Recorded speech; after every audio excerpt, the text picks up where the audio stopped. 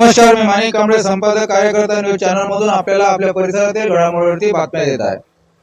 पीक कर्ज लवकर वाटप करा, मारुती गोकार यांची मागणी।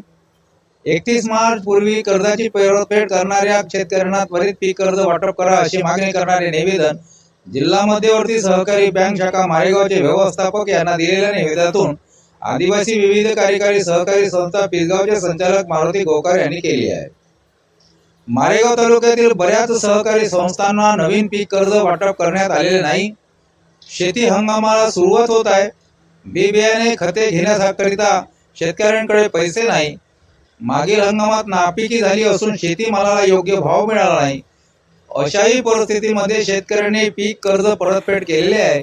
त्यामुळे शेतकऱ्यांना दिलासा देण्यासाठी बँकेने लवकर पीक कर्ज वाटप करणे आवश्यक आहे। मात्र अनेक शाखांना बँकेकडून अजूनही कर्ज वाटप करण्यात आलेले नाही। बँकेचे अधिकारी बुद्धिपुरस्कर टाळाटाळ करीत असून संस्थेचे तक्ते तपासणीसाठी वेळ वाया घालवत आहे। वाटप न झाल्यामुळे बँकेच्या कर्ज वाटपात जून महिना येतो की काय असे वाटू लागले आहे। मारेगाव तालुका शाखेचे निरीक्षकांना विचारपूस केली असताना उद्धट भाषेचा वापर करीत आहे। मारेगाव तालुका हा आत्महत्याग्रस्तांचा तालुका म्हणून ओळख आहे। मात्र तालुक्यातील शेतकऱ्यांना चालू हंगामातील पीक कर्ज वाटप करण्यात कमालाची दिरंगाई होत आहे। त्यामुळे हे पीक कर्ज येत्या 2 दिवसात वाटप करा अन्यथा उपोषण करण्यात येईल असा इशारा निवेदनातून देण्यात आला आहे।